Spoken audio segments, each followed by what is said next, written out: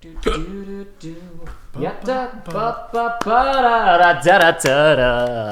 play Kingdom Hearts 3. Man, I wish the anime didn't suck so I could watch it. That Persona 5 anime looks pretty disappointing. Why are we talking about this as we kick off episode 0 of Kingdom Hearts 3? Well, because we're not actually playing Kingdom Hearts 3 right now, so who cares, okay? Persona 5's anime looks like ass, and 4 was pretty good. Persona 4 anime was good enough that it single-handedly got a lot of people into the series. Some people would argue that like revived interest in the series. I know. I mean, like some people will say that's sacrilege because they love Persona 4 forever, but like it definitely widened. The audience. Pixar Animation Studios. Whoa! I actually didn't see that logo before when Joshua booted up. That was a surprise to me. I didn't see that. But yeah, here we are. It's Kingdom Hearts 3. It exists. We're here, but we're not. Well, what we're doing right now... We should be here. I wish we were here, but instead, what do we have to do? We have to do episode 0. There's a couple of reasons why. Main thing being, there are some features of this game. A little archive system, or not an archive system, a little like recap videos re-explaining the story. Now, obviously, we just finished playing everything, so it's not necessarily necessary for us to watch them. But I figured, you know... There he is. There's that bastard himself. And if for a goof, we could go ahead and watch the memory archive videos. Also, there's a very important aspect of the series. That important is in big quotation marks and then has parentheses afterwards with a question mark inside of it. A very important... Oh no, why are they showing us... What do you mean? Why would we waste our time re-rendering? Did you not notice in 0.2 when there were the flashbacks? Yeah, but that was not Kingdom Hearts 3. No, that was Kingdom Hearts 3, dude. That was the beginning of Kingdom Hearts 3. This is Kingdom Hearts. You're watching Kingdom Hearts 3 right now. I'm not. You just booted up KH3. I'm not going to go into this game negative because I'm quite excited for this game. I am genuinely excited for this game. Well, maybe not excited because I don't get excited because I'm dead on the inside. I feel like I'm a nobody. Did we say this at the ending of Dream Drop? I think I said this to you off screen. It's like, as much as I've disliked some of the more recent entries in this series, the key problem with everything from Dream Drop Distance to the cell phone game stuff is that nothing happens. That's the big... Yeah, all of the other problems... really looking forward to the all game of the other progressing. problems stem from nothing happening. Something has to happen. Yeah. Or, I mean, I don't know, like, it doesn't have to. They could really, really bungle it and just do a setup for KH4, but I'd like to hope that something happens. Anyway, this opening cinematic, all I was gonna get to is why. What do you mean? What this? Don't you remember? I do remember. Don't you remember? But this. No, Joey. We've talked about. None of us are sticklers for graphics, but it's like all the other ones. Even Dream Drop I was like excited because the opening cinematic was like, yeah, it was well done and it was very interesting. This is just. You have to remember cutting to this. You have to remember. Well, this isn't the opening. This isn't the opening cinematic. Okay, like the Dream Drop opening. This is like the trailer menu. Okay, but oh god, the menu trailer. Wrong. I said that wrong. Yeah, well, whatever. Most of them, it's still applicable. There is a nice CG trailer that Disney's going to force us to cut out because of copyright. Gotcha. I don't know. Maybe they will have reneged on that by the time, because this playthrough's going to come out like 3 months after everybody else's. Maybe they'll have gotten less strict on that by then, because that copyright seems like really bogus. Why would they copyright just like a cutscene from the beginning of the 5 minutes of the game and not, you know, other things that would be more applicable? I guess so. Anyway, no, you have to look at this from the perspective of, I'm a casual player who's played each of these games as maybe you even played all the handheld games, but you still only played them when they came out. You could be nostalgic for Dream Drop Distance. It came out in 2012. You're right. Look, don't you remember? Don't you remember when you played this game on PS2 back in 2006? Don't you remember when you played Coded on the Nintendo DS in 2011? Don't you remember how much you loved this game? I currently have one friend who is trying to get caught up. Yeah? It's a different one, actually. But I have one like who's like in the moment is like, yeah, I'm watching the cutscenes through 1 and all this other stuff. It's like, she was like, you know, I legitimately thought it was just 1 and 2. I didn't realize there was all these others. I was like, oh boy, let me tell you. It's a nightmare. We've talked about, like, Chain of Memories we really liked. We liked Days, yes. It's fine. Birth by Sleep is fine, even though I have problems with it. Dream Drop Distance is a nightmare, but it's like, that's just one game. It's not that any of these games are bad, it's that why would you make it like this? Don't you like money? Don't you like more consumers being able to understand and buy your product? I don't know. I think the fan base has really kept this alive in the sense of like the hype has not ever died. The hype has been there since I ever heard of the series. Well, to be fair, it's because there's two groups of people. Number one, people who love Kingdom Hearts 1 and 2 have been waiting for 3. I'll wait for 3. I'm not going to play these spin-off games, right? But they're just keeping their nostalgia light alive. I don't want to say like in a derogatory way. I'm saying like because the game came out so long ago. Yeah. Like I remember how much I wanted to play the next game because I love Kingdom Hearts 1 and 2. I just want to see the next thing. And then you've got Dream Drop Distance is basically just a commercial. Yeah. It's a $40 commercial. So of course the hardcore fans are still hyped because they've just been playing games that are nothing but hey, can you believe how cool Kingdom Hearts 3 is going to be? We know, we just want to play it. Just make it. Well, look at that. And instead they announced it in 2013 before the PlayStation 4 was even out. And now the PlayStation 5 is probably going to be out in a year and a half. We'll get the remake of it on there with critical mode. On the bright side, this is a really nice rendition of Dearly Beloved. It's good. So Joey, hey, going into this, your thoughts, your premonitions, your feelings about this game. Yeah, on this video game that we're about to play. Well, it's kind of surreal in the sense of I thought we'd been doing this for 3 years, but we've been doing it upwards of closer to between 4 and 5. And it's like all kind of in preparation for this, and it's like it's finally here. It's like I wouldn't say the journey is done, but the past journey is done, and it's like this is the culmination of all of it. The problem is that the journey was supposed to be to Dream Drop Distance, and then we took so long that the goalposts changed. It'd be like that, but I don't know. Basically, after 2, the quality just kept dropping. But now it's like it feels like after Dream Drop, it feels like this game could be anything, and I'll be happy with it. No, genuinely, like I mean, we've talked about how cancerous hype can be and whatnot, but it's like they've been working on this for so long. I'm sure it will be a fine game. Oh yeah, I am looking forward to getting back down to the actual story. Mm-hmm. Like I'm sure forward momentum as opposed to just prepping things. There's gonna be garbage. There's gonna be crap. There's no doubt in my mind, but it's like it's just. But something has to happen. Someone has to take an action that causes an act of change, as opposed to just characters explaining things that they already did off screen. But we're here. After all this time. And now, or I should say we're almost here, but instead I've got to sit here and listen to you spew a bunch of crap about we're gonna watch the little memory archive things that are here, and I'm gonna talk about the mobile game a little bit. I'm gonna a little bit, he says. Listen, there is a stupid movie for the mobile game that's like 2 hours long or 3 hours long, and it's bad and it explains nothing. Initially, I was like, I just won't tell Joey anything, or I'll do like a really nice crafted video where I talk about the story.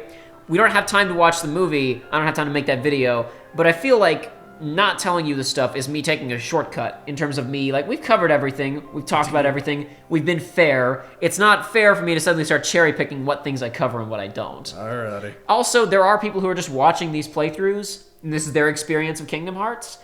I want to be sure that if any of the cell phone stuff comes up, they have some idea of what's going on. Now, I'm going to try and keep things basic when I talk about it. And if more, I have no idea what's going to come up related to the cell phone games. It might be nothing, and this might be a huge waste of time. But at the very least, if I go, oh, hey, my theory about this thing, you guys will know what I'm talking about. Okay. And then if something else related to the cell phone game comes up that I didn't explain, there will be a baseline of knowledge that I can go, oh, let me elaborate upon this thing that I've already talked about, instead of, suddenly introducing 16 characters, right? Yeah. Anyway. So I've already played a tiny bit of this game, because my brother Joshua we went out and got it on the day that it came out, and he's been playing it. I've kind of half-watched while I've been working on other stuff. But it's a situation where, like, I was working on other stuff, so I've only seen bits and pieces of it, and I've only seen, like, the first 3 hours, maybe, and the first couple of worlds. So the only spoilers that I have are things that I was spoiled on 3 weeks ago by YouTube thumbnails. So, like, it's nothing I can do about that at this point. Yeah, and I'm I'm still like, I just don't know much. And I know hardly nothing. You have about seen this. nothing of the marketing for KH3 except for certain meme-ish things that kind of got blown out of proportion and that everybody saw that we won't mention just in case there are any members of our viewership who don't know. So like about aside those from that, things. it's just I know of some worlds because like I know of Toy Story because you couldn't avoid it. Like you cannot, not with the GameStop posters and all that. And sure. Constant advertisements showing that world is for me. But I mean, aside from some worlds like that, Entangled and whatnot, it's like Frozen. It's like that's about all for me. So yeah, we're going to watch these memory archive videos and judge what a good job they do of recapping the story. I've already seen these, but How long are they? some of them are about 5 minutes, some of them are more like 3 minutes. So they're not that bad. And we can talk during them because we know the plot, but I want to show them anyway. Okay. And this is a situation where since the people who are writing these recaps have, written the game, they hopefully know what information is actually relevant, what information the audience is going to need to know so they can prioritize. They can actually, say, they can skip over things that are... Because when I did my entire story of Kingdom Hearts in under 20 minutes video, I had to basically guess about what things I thought were going to be important. I already know, before I've even played this game, there were certain plot elements that I included in that recap because I thought back in like 2015 that they might be relevant, and I know now that they're not. But only after 4 more years of trailers and more information about the story. Who's speaking?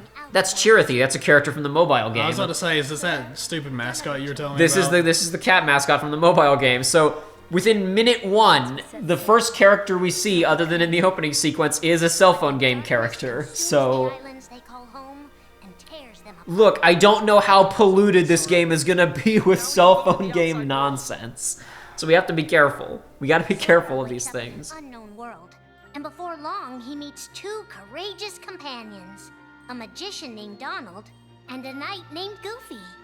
Hey, why don't you come with us? We can go to other worlds on our vessel. I want to go replay Kingdom Hearts 1. I do They too. embark on an adventure and encounter All of this, the entire experience of this has just been, I think I need to replay Kingdom Hearts 1 or stream Kingdom Hearts 1 or something because I just want to play that game again. I just I miss the simplicity of it. Look how wildly because remember like the lighting in Kingdom Hearts 1 was really dark in some spaces. Like when Ansem in the road, like when Voldemort showed up and coded, I was like, that's what he looked like, and you were like, really? Because all the scenes he was in were so dark because it was so moody and atmospheric, as opposed to the flat, bright lighting of all these games that they have now. Look, they literally did really crappy exposure correction on this shot and just completely blew it out. She's blue now. She looks like one of those cosplayers you see at anime conventions, the Homestuck people. But what if it was purple? Let's see it purple. He comes face to face with his friend. Nothing about this game is that intense, man. But Kingdom Hearts is light. It is I, Ansem, the Seeker of Darkness. I know now I don't need the Keyblade. I don't need a weapon. All I said was that he came face to face with Riku. I don't think they really explained that Ansem was like another entity. Like the way that was written kind of seemed like Riku just revealed himself to actually be I was Ansem all along. Yeah. Whatever, it doesn't matter. No, this is... I mean, they like you said, they are just... This is the most base, like, just throw out some key stuff. Yeah, and this was on YouTube in Japanese, like, 3 months ago or something like that. Yeah. It also had little quotes at the end, just text of, like, presumably lines from KH3 that aren't included here because we're playing KH3, so why would they include it now? But whatever. Only true connection to them. Why does this little cat thing look so much like a Moogle? Because Why couldn't it have just been a Moogle in a cat outfit? I don't as their know. mascot? I don't know because remember we're trying to remove the Final Fantasy from the series as desperately as possible. My bad. A clue leads Because Tetsuya Nomura is mad about the one game that he actually wanted to make being stolen from You him. mean Riku's here? Proceed I don't blame him. Nah. Yeah. to lose and Like, I mean, like, honestly, when people ask me, like, what happened to Kingdom Hearts? I played the first games and they were this way, and I'm coming back now and it's like, nuts, what happened? It's like, here's the actual answer, right? Tetsuya Nomura played Mario 64 and said, wow, this is incredible, I want to make a game like this. And Square said, no, you can't, because that wouldn't be successful unless you had a really popular mascot to help sell it. And then they made a Disney game, and he's like, I need to be on that so I can make the kind of game that I want to make. And then he wrote like a really simple story about a guy who fights a witch. And then Hironobu Sakaguchi was like, no, you should add a twist to make it appeal to Final Fantasy fans. And then he did that. And then he was going to make Kingdom Hearts 2, and they said, do a GBA game. And he was like, okay, but... Because, like, back then, tons of console games, like, got, like, you know, GBA companion games. Yeah. But it was mostly, you know... It was mostly either a demake of the console game, or it was, like, a completely non-canon, like, you know, alternative take on the canon. You know what I'm talking about. This happened a lot with, you know, Game Boy Advance games and Game Boy Color games back in the day, like how Metal Gear Solid 1 got Metal Gear Solid Ghost Babel. Yeah. It was basically just Metal Gear 2 gameplay with some of the aesthetics of 1, but different characters. It was Metal Gear Solid 1, I should say. It was a not Metal Gear lawless 1. like wasteland. A lawless waste, exactly. And so they decided, instead of doing a demake or just a weird game, let's actually make like a, you know, a next entry that links to 2. Which, to be fair, was pretty ambitious for the time. Not a lot of people were doing stuff like that. But then after 2, it's like, okay, I'm gonna go work on the game that I really want to make. I'm gonna go make Versus 13, and in all these interviews he's talking about, like, man, I don't like how JRPGs and anime are written, and I want to change the style of these types of things, and I got this crazy idea for, oh man, I got this sick idea for, what if there were guys in high fashion with magic and swords, and they were fighting a bunch of knights with machine guns, man? And it's like, okay, he wanted to do that. And then, due to horrible mismanagement at an upper level of just like, hey, you gotta use this engine that doesn't work, that we're developing at the same time. Never mind, your game is now on delay because we have to finish 13. Also, work on Birth by Sleep was a game that he wanted to make, but I assume it was a game that he wanted to work on like on the side, remotely, because like that was given to Osaka team, and Nomura took all of his staff from Kingdom Hearts 1 and 2 to go work on Versus 13. And then they proceeded to twiddle their thumbs on a game that they couldn't do anything with. And also, hey, Mr. Nomura, while you're doing Birth by Sleep, can you make a game for Nintendo and a game for cell phones for Disney, because they asked? And so he spends 5 years doing that, and then it's like, I still can't do anything with this Versus 13 thing, because we're like changing it to next gen, possibly? Well, no, not even yet, because like 2010. Because 2012 was when they decided they wanted to change it to next gen. So it's like 2010, 3DS hardware comes in. I just want to make something. I just want to make a video game. I want to make a 3DS game. It's kind of cool tech, whatever. It'll be a Kingdom Hearts game. I don't care. I'll figure. He literally said in interviews when I pitched it, I had no idea what the story was going to be. I just want to make a 3DS game. And then it's like 2012. Okay, fine. We're scrapping Versus 13 and making it a new game, and here's a co-director. And then 3 years later, never mind. You can't have that anymore. Make Kingdom Hearts 3. Oh, and also remake Final Fantasy 7. Just take care of that. Just give me another chance. We can't afford to take any more chances on you. You were a mistake we never should have made. She owns Darkest Secret. Is it that? I mean, there's this whole like trend of the big Japanese developers from big studios quitting and going indie, right? Like Tabata just did that. Yeah, well, Tabata just quit to go and do his own thing. Feels like it. A lot of the decision making is just people that are out of touch. It feels like, well, so this is something I don't think we've talked about a lot on here. It's something I found out about relatively recently, because I'd always wondered, why did Japan have such a hard time transitioning to PS3 and Xbox 360? And a big part of it I thought was, okay, well, Sony Computer Entertainment moved a lot of stuff to North America. So maybe they were just putting more money into North America. And obviously Microsoft was putting more money into North America. Yeah. I found out the real reason. Okay. Unreal 3 never got Japanese documentation. Oh. Get on their bad side and they'll destroy you. No one would miss me. Really? Yes, really. That's true. Strange. Unreal 3 never got Japanese documentation, so everybody had to make their own engines, including companies that didn't have the technicians to do it. And there was no support coming from Sony or Microsoft or bigger companies to do this stuff. So Square is like, hey, our big deal is that we have the most graphically advanced games ever, so we'll make the best engine ever for 3 games at the same time while also developing the most sophisticated games of all time. They're so obsessed with their own image that is really, like, the image of Square Enix being, like, the most technologically sophisticated games is, like, really encapsulating one very specific moment, which was, like, 97 to 2001. And that was it. Because tech wasn't a thing before Final Fantasy VII came out.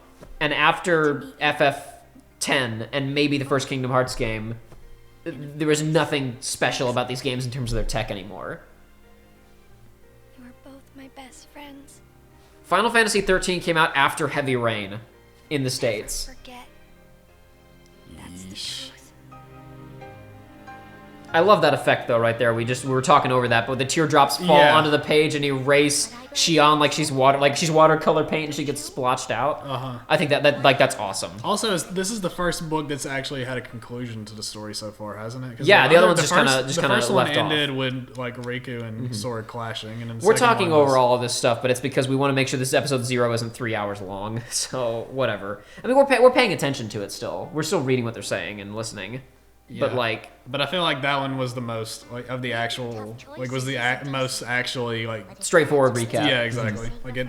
I guess because it actually had an ending. Yeah, exactly. Oh well. The other thing about that one that was the music track that was playing in the background was "Vector to the Heavens," which was the That's a good title. For the a song. that's the boss fight. That's the final phase of Xion boss fight theme, which doesn't get used in the movie at all because you don't get to fight her. But it's like one of the best tracks in like the series. It's really good. Need my heart locked.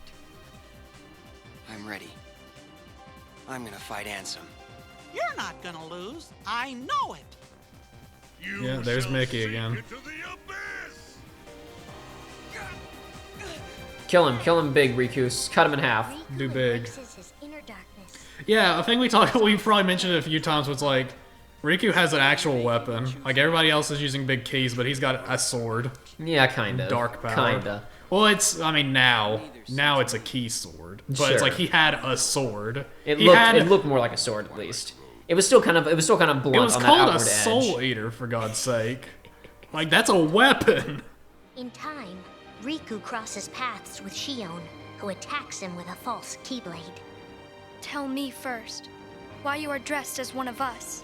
To make That false sure keyblade situation is I was weird. about to ask you about Well, that. no. I was like, So what's weird about that one is that I'm not necessarily the two keyblade thing is interesting because Nomura has stated several times that Sora should already have the innate ability to wield two keyblades because he's got both his own and Ven's. Like his heart is worthy to wield one, and Ven. yeah. Well, no. Initially, it was because Roxas can wield two. He can wield two, was what he said, and then he corrected it to like, no, it's because of Ventus' heart, and so like So Roxas then why should. could Roxas do too? Well, because he picked up Xion's fake one.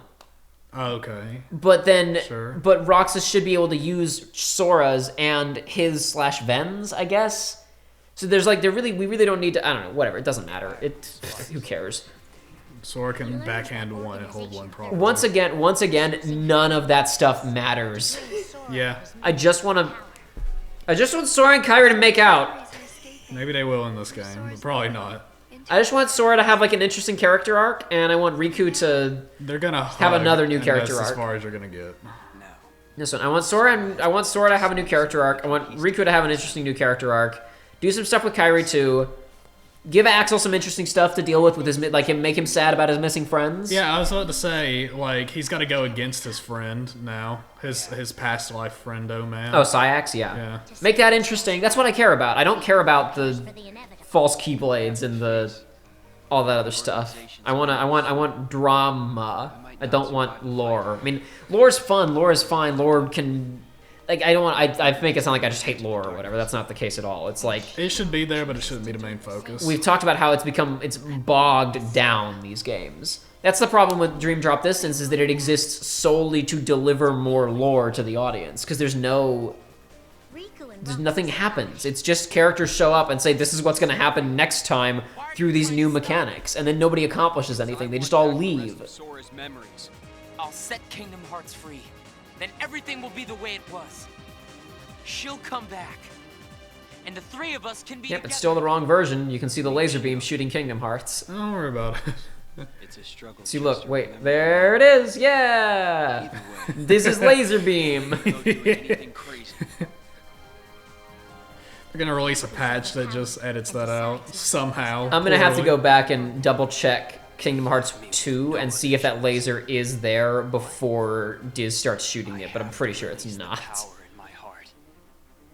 The dark Gotta let it out. Gotta let it out. even. We're never gonna stop referencing It's that, really are we? good. I'm sorry. I like that song. It's bad. Do but it's- you? I like I that feel like song. I could have It's sworn bad. the last time but I it's was good. over here, you hadn't listened to it. Wait, you mean what? Pull My Devil Trigger? Yeah. I've listened to it. I've listened to it a bunch of times. Where was I? I was under the wrong impression, I guess. Grab him. Squeeze life out of him. So there's something very interesting that I want to point out here, right? We haven't really talked about this. But Riku won't look back. So those scenes were kind of the couple of those scenes are in Kingdom Hearts 2, right? But they're also the ending of Days. Yeah. And that was presented linearly as Riku's story from Chain of Memories to the ending of Days, right? This final book that we're about to the last segment is just called Darkness. Oh, baby. And this also, is... whoever's watching this, and this is the first exposure, has to be extremely confused about Riku, because it was like... because, as you were saying earlier, it really implies that Riku was him all along, and now he still is, but is, like, fighting over control of him. Yeah, anyway, but this, I'm not judging this, because it's like, somebody said condense these into a few minutes. God, I love Chirithy's line there. It was like, who is behind all of this, and how did it take us so long to notice? That's pretty because good. it wasn't written yet! Anyway, so the problem is that now this last book is basically just, okay, well now we just have to recap who Xehanort is and what his deal is and kind of cover Birth by Sleep. So here we go. It all has transpired exactly as he planned it! The master tactician himself. I didn't talk about this because it would have taken us 6 hours, but with some of the stuff that I talked about during the big scene in Dream Drop Distance that I talked about took me an hour and 45 minutes to get through. There's a bit in that where Xemnas is like, you know, some of the people in the group were not ready. They weren't suitable to be part of to have a Xehanort heart in them. But even this was to be expected, right? You know, even this was to be expected. Whatever, the plan didn't work. It doesn't matter, right? Yeah. So then it's like, okay, well, if it was to be expected, then why did you do it? Yeah. What are you talking about? No, listen. You just said that you knew that it wouldn't work. Exactly. Aren't we so smart? No. It's impressive that you knew that, but if you knew that it wasn't going to work, then why did you do it? You don't understand. We knew that the plan was going to work. It was it doesn't matter. We knew that it was never going to work. It was just a test. No, listen to me, okay? If the plan was meant to fail, then you knew the whole time, then the plan succeeded. All right, but what did you accomplish? Yes. What did you gain? No, listen, it's not about any of that. It's about the fact that he was right. That's the problem, right? Is that, aren't these, like, this writing of, Xehanort and all of his forms are all so smart and was all planned all along. But all these failures led to nothing. Him failing in Birth by Sleep led to nothing. Failing in Kingdom Hearts 1 led to nothing. Failing in 2 led to nothing. And yet they show up in Dream Drop Distance like, yes, all has gone according to our design. No, you tried 3 times and screwed up. And now you're trying again. That's fine. You're allowed to screw up and try again. That's okay. That's cool. But don't pretend. Don't pretend that it's anything other than that. And the other big thing is just like you look at this and you go, we didn't talk about this really. So okay, Xehanort had amnesia or didn't have amnesia, whatever. But then let's say that I'll go into this very briefly just because Ansem's on screen and it made me think about it. And I was just talking about they tried 3 times. Technically, they only tried 2 times. Because in Kingdom Hearts 1, Ansem is just trying to blow up all the worlds and unleash darkness to overrun everything. Which is not the Kingdom Hearts plan. It's not the Blade plan. It's not the New World plan. It's just dark. It's just Apocalypse, right? Mm-hmm. It is counterproductive. So why is he doing it? Well, obviously, he had amnesia. He didn't know about the original plan, right? Except he didn't, right? It was implied that he... So let's look at this. There's 2 options here, right? Okay. Option A, he didn't have amnesia. Or there's technically 3 options, but 2 of them are virtually identical. Options A and B will get lumped into Option A. Option A is, when he turned into Xehanort and became an apprentice, he never lost his memory. Ever. Yeah. The other half of that, Option B, is that he did lose his memory, but he got it back. Because remember, the beginning of Dream Drop Distance, Braig says, are your memories back, or no? Did you never lose your memory? So it could be either one of those things. We'll lump those together into option number 1. Let's say that to make it clearer. Option A and B are lumped together into option number 1 because they are, for all intents and purposes, identical. Yes. Option number 2 is he did have amnesia and didn't remember the mission. Okay. On path number 1, he did not have amnesia, right? So there's no excuse for him doing the stupid plan. Why would he do this thing that's incredibly counterproductive? Especially considering. So let's say that, some of these guys in the organization were not up to snuff, right? They weren't up to code. But all you really need is just 13 evil dudes with a Xehanort heart inside of them, and either 7 Guardians of Light or 7 princesses. With the 7 princesses, it doesn't matter if some of your lights aren't strong, because the princesses can't fight back, right? Yeah. So you could just, get some dude and put a heart in them and you're good, right? Just find some relatively evil guy who's weak with darkness, even if he's not that strong. Put a Xehanort heart in him, you got your 13th dude, right? Yep. At the ending of Kingdom Hearts 1, before Roxas is made, Ansem Billy Zane has all 7 princesses gathered together.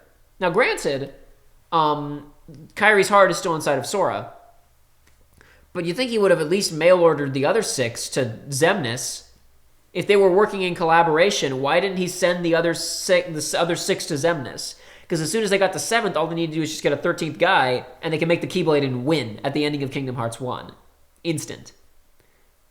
So he's stupid and isn't following the plan, and this is a retcon. Option B, he did have amnesia.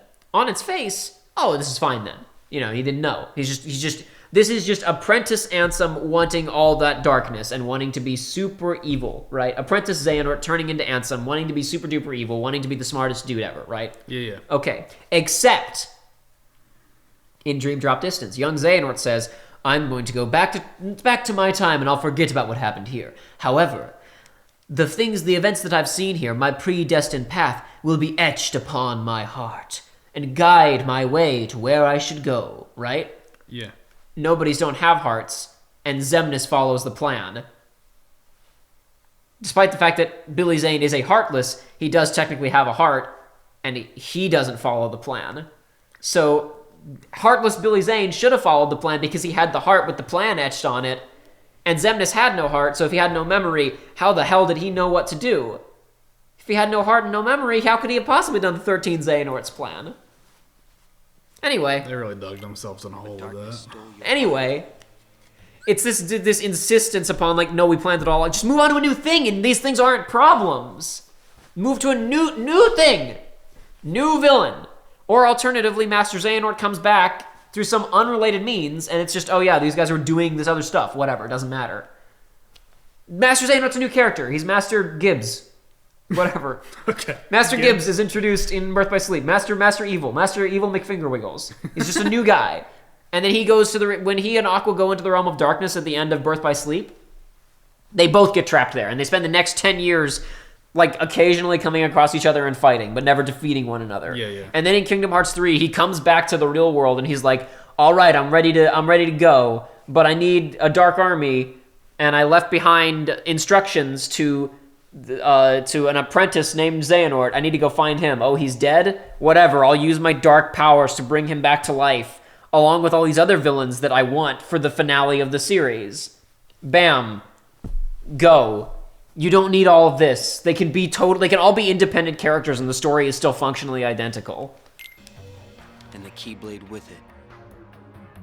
Twice now, Master Xehanort has sought to drag the world into a great Keyblade war between the forces of light and darkness. I still don't understand the Great Keyblade War. If the blade is supposed to just open the gates and invite people to come have the big war, there's no one to come have the war. There's no one with Keyblades anymore. I just don't... I mean, whatever, we're gonna find out. We have to, at the end of this game, these itches in the back of my brain will be satisfied, so... More time shenanigans are gonna happen and the original Keyblade people are gonna come through. Oh the God, mobile game, I hope not. The mobile game folks are gonna come through. Listen to me, when you find out about that mobile game in a few minutes here, you're gonna... Woo, are you in? Boy, are you in for some stuff. The two Great. will clash and forge a relic known as the Keyblade. Empty creature from Bench's Riven. You can turn off the subtitles too, so imagine if you're going into this completely blind without subtitles, because a lot of people don't want the subtitles on. Yeah. And it's they made this thing called the Keyblade. It's wait. The key... What? What? Hold on. Did they have one of those? Just in the pictures, they're both holding one. Become a Keyblade. What? But I have a Keyblade in my hand right now. Wait, what? Well, guess what? Yeah, you couldn't turn off the subtitles in most of the previous games, but now you can. Xehanort's former brother in training rose up in order to stop the Keyblade from being forged. But what about all those Keyblades right there? If I do, So is the opening cutscene gonna have more of Ericus and Xehanort? Yeah, so playing young, chess so and young whatnot? Ericus and Xehanort playing chess was in the 2015 trailer at E3. You kept telling me it's like there's two important characters playing chess. Yeah. I was like, all right, sure, whatever. I've got a better idea.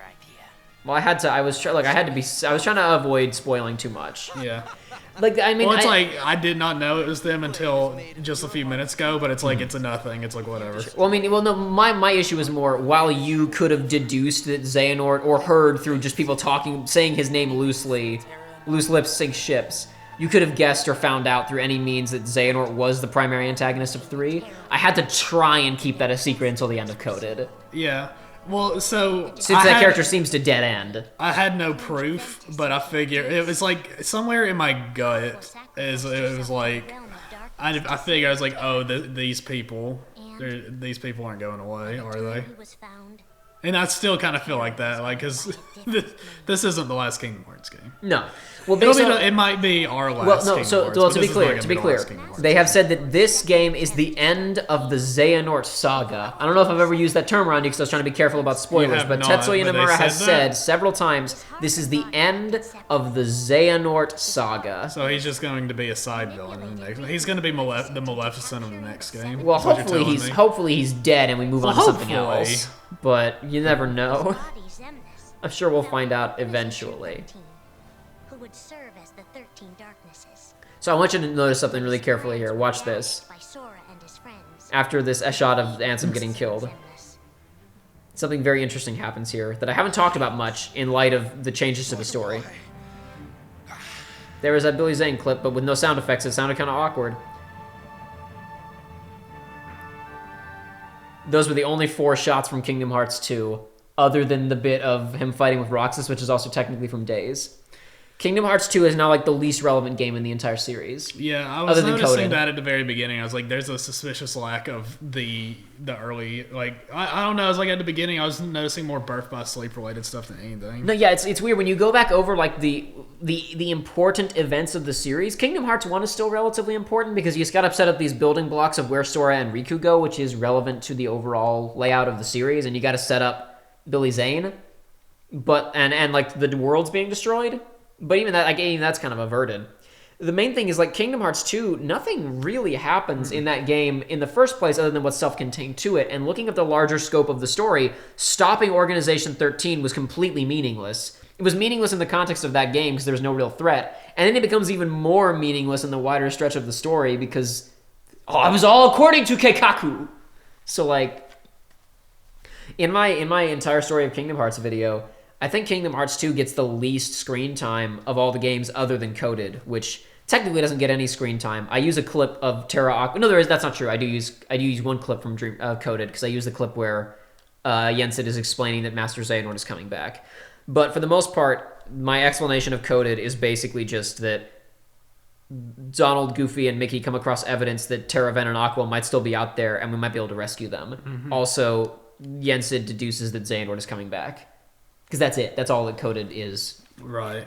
Anyway. 13's true goal is to divide Xehanort's heart among 13 vessels. I wonder if he's read Harry Potter. I wonder if Mr. Nomura's read Harry Potter. Well, for those who don't know, there is a major plot element later on in Harry Potter about Voldemort dividing his soul between things so that he can never truly be killed. You're telling me about that.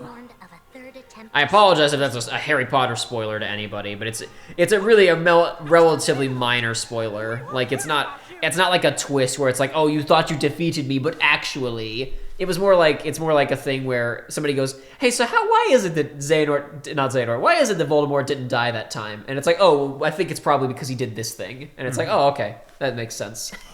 Yeah, and also it only briefly showed how Mickey was the most powerful. I said, I wonder if Sora's the most powerful character, but no, Mickey is because he can just Zowardo.